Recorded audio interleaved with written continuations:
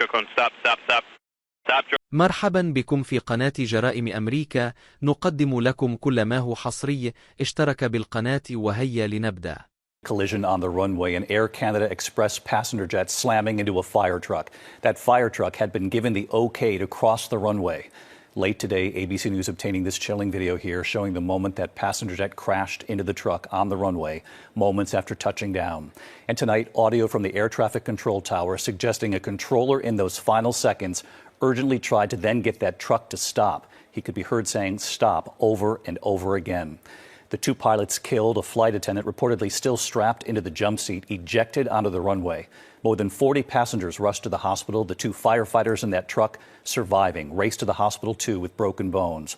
Tonight, the NTSB on the scene, preliminary data showing the plane was going up to 105 miles per hour just before impact.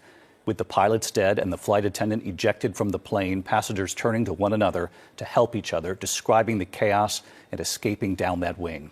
ABC's Gio Benitez leading us off tonight from LaGuardia Airport. Tonight, horrifying surveillance footage posted online shows the moment an Air Canada Express jet slammed into a fire truck as it crossed the runway at New York's LaGuardia Airport. The NTSB now on the scene, poring over the mangled wreckage of the first deadly crash at LaGuardia in more than 30 years. It happened at around 11:40 p.m. after authorities say air traffic controllers granted a Port Authority fire truck permission to cross runway 4 to respond to a separate incident, a United Airlines plane reporting an odor in the cabin.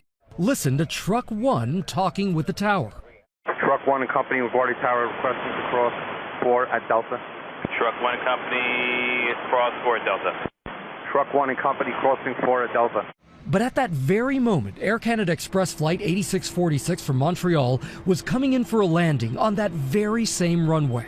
Listen to the controller trying to tell the truck to stop. Stop, truck 1, stop. Stop, truck 1, stop. But it was too late, as that surveillance video posted to X shows. There was no time for the plane to stop or abort the landing. Preliminary data from Flight Radar 24 shows that the plane was traveling between 93 and 105 miles an hour at the moment of impact. We were honestly sleeping and then landing, and all of a sudden, boom, woke up in shock. We were a couple rows behind first class, and it was everything at the front of the plane was pretty messed up. Jet 646, I see you collide with a vehicle there. Just hold position. I know you can't move. The vehicles are responding to you now.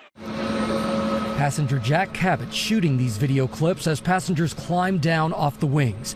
And in this short selfie video, you can see the moment the nose of the plane tipped upward. Watch again closely as the passengers move to the rear of the cabin to escape. One flight attendant was reportedly found outside the plane, alive and still strapped in their jump seat. Authorities confirming the pilot and co-pilot did not survive. I want to extend my sympathies to the families of the two pilots. These were two young men at the start of their careers. 41 of the 72 passengers were taken to area hospitals, and inside that fire truck, two Port Authority officers surviving as well, taken to the hospital with broken bones. Listen to the air traffic controller speaking with a Frontier pilot who witnessed the collision, telling that pilot, "I messed up." That wasn't good to watch. Yeah, I know I was here. I tried to reach out to my staff, and we were dealing with an emergency earlier. I messed up. No, man, you did the best you could. This was a very busy night with a lot going on. The weather was bad. There was an emergency aircraft that the fire crew was trying to get to. It's not hard to see how a mistake could have been made. And amid a nationwide shortage of air traffic controllers, Transportation Secretary Sean Duffy addressing reports that there was only one controller in the tower at the time of the crash. I've heard the rumor that there was only one controller in the tower, and that's not accurate. So let's bring in Gio Benitez with us live tonight from LaGuardia. And Gio, you reported there that flight attendant ejected from the plane, still strapped into their seat, the two pilots killed. And you think about all those passengers on board who had to work together to get themselves off the plane.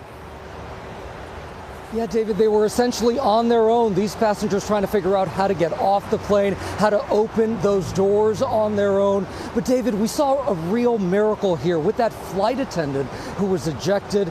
Apparently, we're told she's going to be okay. That is good news. We're thinking about the families of those pilots and everyone on board, and the two firefighters as well in that truck. What a horrific scene, Gio. Thank you.